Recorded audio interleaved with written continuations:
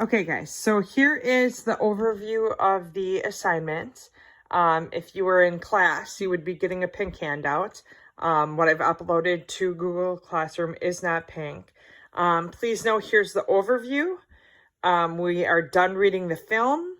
We are now going to dive into the ethics of the film.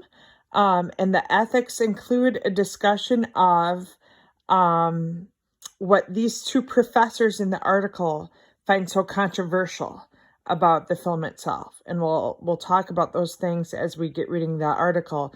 Please know that I tell you exactly what the professors have an issue with.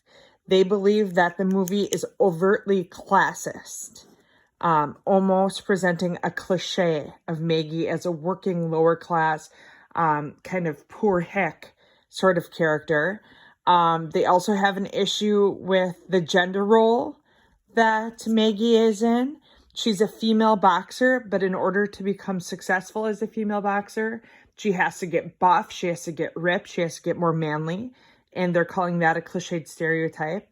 And then third, they are pointing out the cliched attitudes about the disabled, meaning if you're disabled, like Maggie was, disability means you're incapable of taking care of yourself.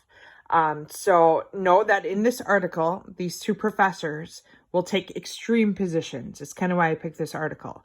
You get to feel any way you want about the article itself. Okay, so step 2 is reading the article, and we're going to do that together in a second. Step 3 then is writing the critical summary itself. And notice I've bumped the point value down to 50 points. You are going to write a critical summary in which you summarize the movie first of all. And then in your second portion, which is the extension, you are required to react to both the film and the article itself. So I've condensed this from what I was originally thinking if we had all been together in class kind of thing. And I want 2 parts, a summary of the movie itself, and then a second portion in which you personally react. But as you personally react, you are going to pull in this article. I can't be like this, Frankie. Okay, let's get down to the article. Please know that I've posted to Google Classroom my annotated version of the article. So if that's helpful to you, go ahead and read my annotation. We're going to read together right now, just in case this helps. So this is a direct line from the film, and it's said by Maggie. And she says this when she's asking, I'm on my bed, sorry, things are messy. Oh, there's Ty's cell phone, he lost it. This is what Maggie says when she's asking Frankie to take her life. The additional title is Disability, Social Class, and Gender in $1 Million Baby. Your 2 authors are J. Dolmage and William De Janeiro. When you write your critical summary, in the extension part, when you're reacting to the article, you can simply refer to these 2 by their last name, Dolmage and De Janeiro, as you need to.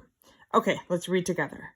By now, many readers of Disability Studies Quarterly know the plot of Clint Eastwood's 2004 $1 Million Baby, but to review, the film tells the story of Maggie, a young working-class woman who dreams of stardom in the boxing ring and convinces the wizened means old and smart, Frankie, to become her trainer. Now, I have no issue with what they're saying thus far. Yes, she is definitely working class. Maggie conquers the boxing world until a spinal injury ends her career. Now a quadriplegic, Maggie spirals into depression, loses a leg as a result of bed sores, and convinces Frankie to euthanize her. We talked about this in class. Euthanasia is assisted suicide. The film, which won critical acclaim in the mainstream press, so please know this means that it was popular. It made moolah, people. It also won something like 4 or 5 Oscars. So meaning it was popular all over. And swept most of the major categories at this year's Academy Awards, garnered negative attention from conservative political pundits. A pundit is somebody who talks for a living, including Rush Limbaugh and Michael Medved. Guys, I don't care if you hold on to these 2 at all. In fact, you can just cross them out. Who argued the film represented liberal Hollywood's attempt to advance a pro-euthanasia agenda. Okay, this is where you got to pause for the first time and think. According to you, was the movie pro-euthanasia? Was the movie's message to promote assisted suicide? Was it trying to get a message out there about that? I'm not telling you what to think. You've got to make a decision about that yourself. I know what I think. You decide what you think. Meanwhile, the disability studies community critiqued the film for its representation of disability as death sentence. Ooh, second point we have to pause.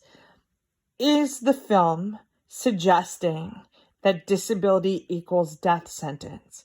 Again, I'm not going to tell you what to think. I know what I think. I'm not so sure I believe all that. Some disability activists called for boycotts of the film. So we boycott what we disagree with now. Some vented in various forums, noting here's the acronym, listserv, this is a computer group, which exploded with discussions about the portrayal of Maggie.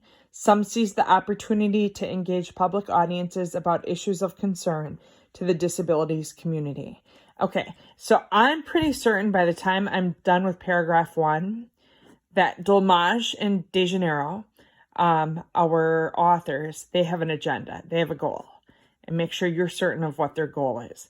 I'm not so certain that I'm seeing in the film what they think they're seeing in the film.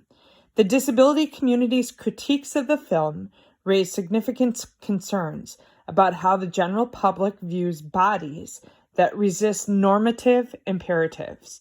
Okay, now we're getting into vocab.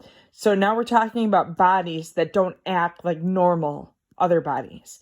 In other words, Maggie's brain is telling her to move her arms and legs, but she can't because she's paralyzed. So her body won't follow the normal imperatives that most bodies can. In particular, the film represented a moment to consider just how other the disabled body remains to an alarmingly large segment of the culture. Okay, so if somebody is disabled, can we visually see that they are other? I think about my sisters, Down syndrome, both low functioning. Mary functions like a 2-3-year-old level. Angie's like a 6-7-year-old level. When you see them, can you see that they are other? Yes, you can. Is that a bad thing? I think if one of you, Anna, I think about you and your boot. When you were having your foot problems, was it clear that for a little bit you were other? You were in the boot. You weren't moving as normally as you would be. Is this necessarily a bad thing, or is this just what happens in life? You decide. For an alarmingly large segment of the culture. In short, the film-is cultural moment provided a productive opportunity for disability activists and scholars to enter into civic arenas like the op-ed page. So they're saying that groups are talking about the film. Due to the intensity of the debate and the urgency of the disability community's critiques of the film, particularly when given limited space in the popular media, some facets of the disability studies critique of Maggie's representation had to be abbreviated. So they're saying that the film didn't show all of Maggie's struggles. Well, my gosh, how could they? And she's laying there in a bed 24/7. Do we want a film that shows us hours of her just laying there? I don't think that was the goal of the movie. Here we hope to comment more expansively upon the film's complex and multifaceted iconography of the body. So they're laying out their goal, and they're going to dive into how this film presented Maggie's body. Of course, before and after her injury, Maggie's body is more than just a disabled body, always. How her body is gendered and classed, for example, deeply affects the audience's perception of her. How the body is gendered and classed. I don't like this. Maybe it's the female athlete in me and the coach in me who doesn't like that. I don't know that she's defined by being female. She simply wants to box.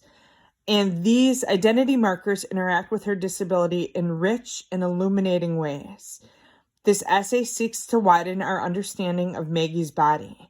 We hope to nudge the criticism and scholarship, as well as activist and public intellectual modes of talking about disabilities. I like this. They say they want debate. They say they want to get the discussion out there. And I hope they're sincere. I hope they're not trying to make me think a certain way.